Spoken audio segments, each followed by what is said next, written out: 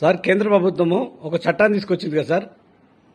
30 రోజులు జైల్లో ఉన్న వారికి ఎవరైనా సరే రాజీనామా చేయాలని, రాజకీయ భవిష్యత్తు ఉండదని తెలిసి చెప్పింది కదా సార్.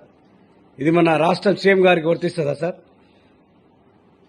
ఇది నిజంగానే ఇది కేంద్ర ప్రభుత్వం తీసుకొచ్చే బిల్లు ఏదైతే ప్రవేశపెట్టిందో లోక్సభలో, ఈరోజు రాజ్యసభలో కూడా దీన్ని ఆమోదించడం జరుగుతున్నట్టుగా ఉంది. ఇది ఒక సంచలనాత్మకమే. ఎందుకంటే ఒక బీజేపీ ప్రభుత్వము ఇంకా ఇలాంటి బిల్లు తీసుకురావటం వల్ల జాతీయ స్థాయిలో ఎక్కువ రాష్ట్రాల్లో అధికారంలో ఉన్నది బీజేపీనే ఉంది. కాబట్టి సీఎంలంతా వాళ్ళే ఉన్నారు. పీఎం కూడా బీజేపీనే ఇప్పుడు ఉంటారు, భవిష్యత్తులో కూడా గెలిస్తే మళ్ళీ అది బీజేపీకే అది ప్రమాదకరంగా పరిణమించే అవకాశం ఉంది. ఎందుకనంటే కాంగ్రెస్ పార్టీ గతంలో పరిపాలించిండ్రు, గతంలో సీఎంలు అనేక కరప్షన్ లేకపోతే అనేక రకాలైనటువంటి పద్ధతులకు పాల్గొని జైలుకు వెళ్ళినటువంటి సందర్భాలు ఉన్నాయి, కస్టడీలోకి తీసుకున్న సందర్భాలు ఉన్నాయి. కాబట్టి ఇది ఇది రాజకీయ వర్గాల్లో ఇది ఒక పెద్ద సంచలనమే.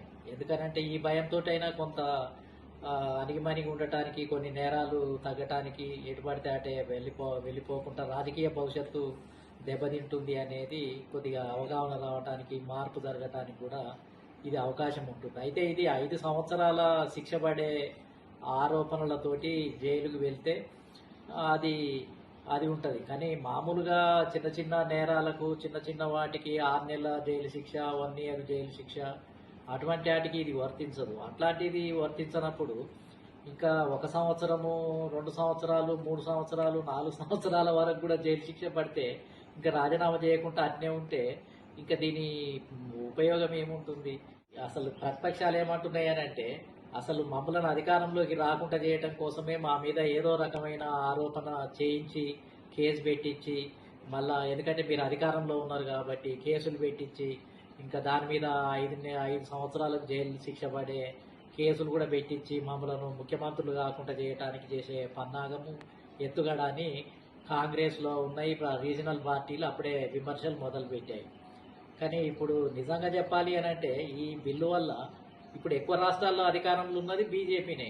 కాబట్టి భవిష్యత్తులో ఏ బీజేపీ ముఖ్యమంత్రి లేకపోతే ఏ ప్రధానమంత్రి చేసినా అది బీజేపీకే ఎక్కువ నష్టం జరిగే అవకాశం ఉంది. కాంగ్రెస్ పార్టీ ఒకవేళ పుంజుకొని మళ్ళీ పూర్వ వైభవాన్ని మళ్ళీ భారతదేశంలో కేంద్రంలో అధికారంలోకి వచ్చి రాష్ట్రాలలోకి వచ్చినప్పుడు అప్పుడు వీళ్లకు ఎదుర్కోవటానికి, వీళ్ళు దానికి శిక్షలకు గురి కావటానికి అవకాశం ఉంటుంది. అయితే ప్రాంతీయ పార్టీలకు ఇప్పుడు ఇమీడియట్గా వర్తించే అవకాశం ఉంది. ఇప్పుడు కేజ్రీవాల్ ఉన్నాడు, మళ్ళీ అధికారంలోకి వస్తే